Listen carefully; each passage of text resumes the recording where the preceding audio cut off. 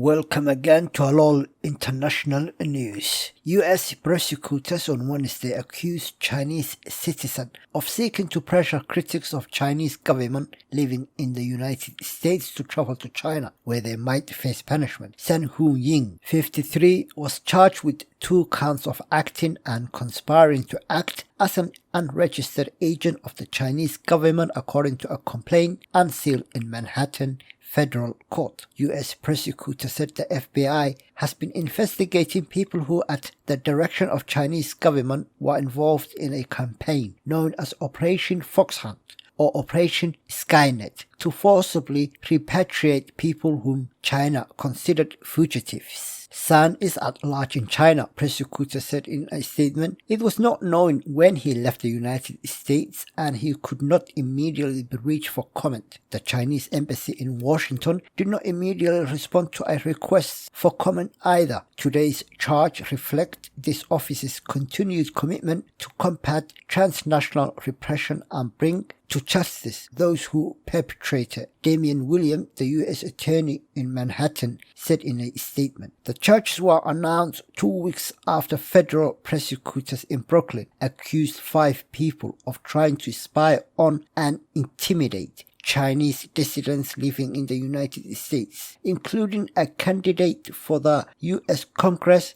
3 were arrested in that case, and prosecutors said San used private investigators to survey a U.S. citizen whose then pregnant daughter was held against her will in China for 8 months.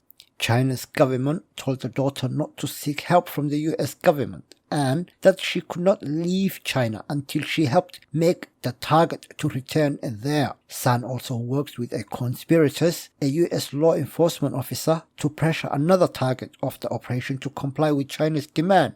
It is not the first time Chinese intelligence have been blamed for activities inside the U.S., and many don't think it will be the last, said prosecutors.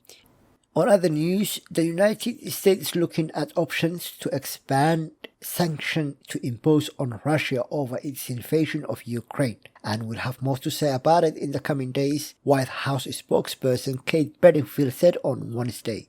Speaking at the daily White House briefing, Bedingfield said President Joe Biden is continuing to look at options to expand sanctions and will have more information in coming days. Biden has imposed a wide variety of economic penalties aimed at punishing Russia. These sanctions have not gone unnoticed in Moscow. President Vladimir Putin have also responded in kind.